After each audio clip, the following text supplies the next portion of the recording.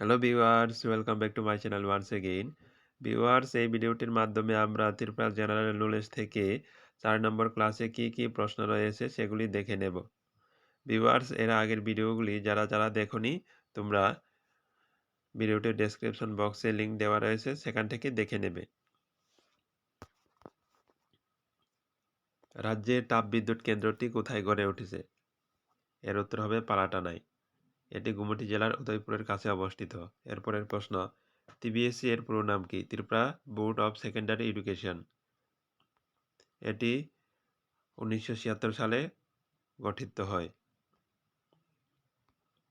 এরপরের প্রশ্ন, টিজিইএ কথাটির পুরো নাম কি? এর পুরো নাম হচ্ছে ত্রিপুরা গভর্নমেন্ট এমপ্লয়িজ অ্যাসোসিয়েশন। এরপরের প্রশ্ন, টিআরটিসি এর পুরো নাম কি?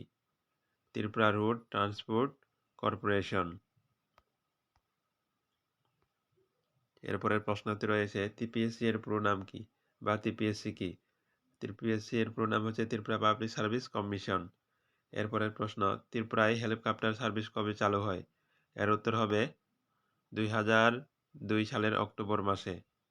এরপরের প্রশ্ন, শহর থেকে আগরতলা বিমানবন্দরের দূরত্ব কত কিলোমিটার? এর উত্তর হবে 12 কিলোমিটার দূরত্ব।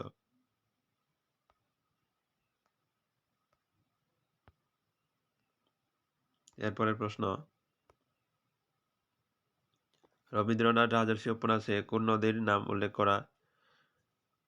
করেছেন বা উল্লেখ আছে? রবীন্দ্রনাথের রাজর্ষি উপন্যাসে গুমটি নদীর নাম উল্লেখ করা রয়েছে। এরপরের প্রশ্ন, পশ্চিম ত্রিপুরার শিল্প কারখানাটি বা শিল্পনগরটি কোথায় অবস্থিত? এটি বোজ্জংনগরে অবস্থিত। এখানে এরিয়া দেওয়া রয়েছে 240 একর।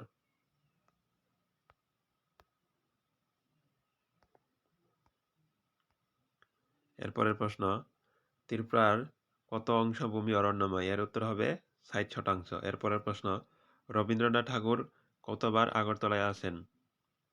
এর উত্তর হবে 7 বার। প্রথম এসেছিল 1905 সালে, ইংরেজি 1905 সালে, এবং শেষবারের মতো এসেছিল 1926 সালে।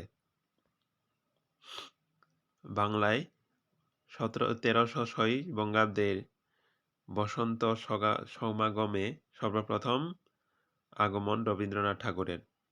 এরপরের প্রশ্ন, রবীন্দ্রনাথ ঠাকুরের লেখা প্রথম কাব্যগ্রন্থটির নাম কি? এটি জেআরবিতে ভাইভা বা মৌখিক ইন্টারভিউতে এই কোয়েকশন জিজ্ঞেস করা হয়েছে।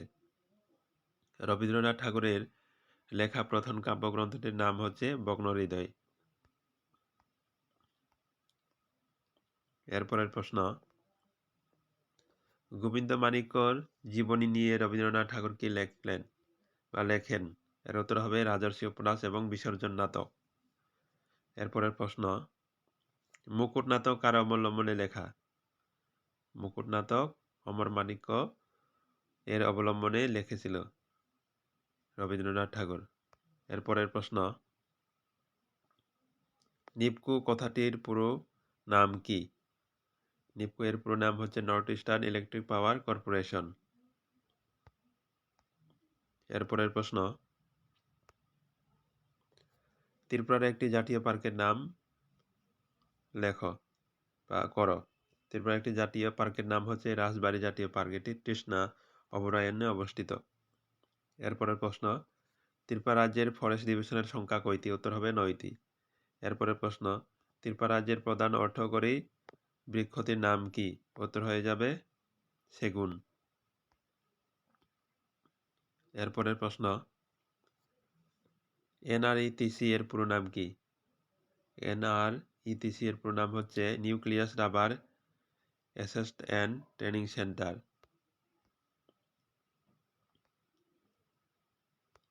এরপরের প্রশ্ন, ত্রিপুরা রাজ্যের বর্তমানে মোট কত কিলোমিটার অংশে রেলপথ আছে? এর উত্তর হবে 228 কিলোমিটার। এরপরের প্রশ্ন, ধর্মনগর থেকে আগরতলা রেল চলাচল কত সালে শুরু হয়েছে? এর উত্তর হবে 2008 সালের 5 অক্টোবর।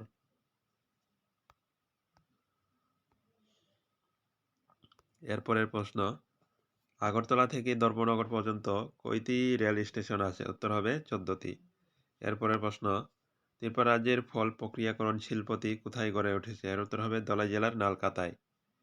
এরপরের প্রশ্ন, ত্রিপুরার একমাত্র পাট শিল্প কোথায় অবস্থিত? এর উত্তর হবে আগরতলার কাছে অরুন্ধতী নগরে, যা ত্রিপুরা জুট মিল লিমিটেড নামে পরিচিত। এরপরের প্রশ্ন, খোয়াই মহকুমার সেবড়িতে যে কৃষি গবেষণা কেন্দ্রটি গড়ে উঠেছে তার নাম কি? এই প্রশ্ন বারে বারে অনেক পরীক্ষাতে এসেছে।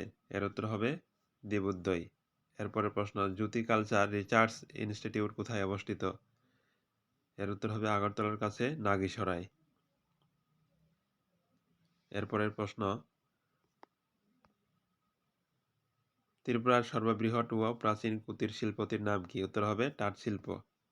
ভিউয়ার্স, ভিডিওটি যদি আপনার হেল্পফুল বলে মনে হয় তাহলে ভিডিওটি লাইক, শেয়ার এবং চ্যানেলটি সাবস্ক্রাইব করতে ভুলবেন না। দেখা হবে পরবর্তী ভিডিওতে। ধন্যবাদ সবাইকে।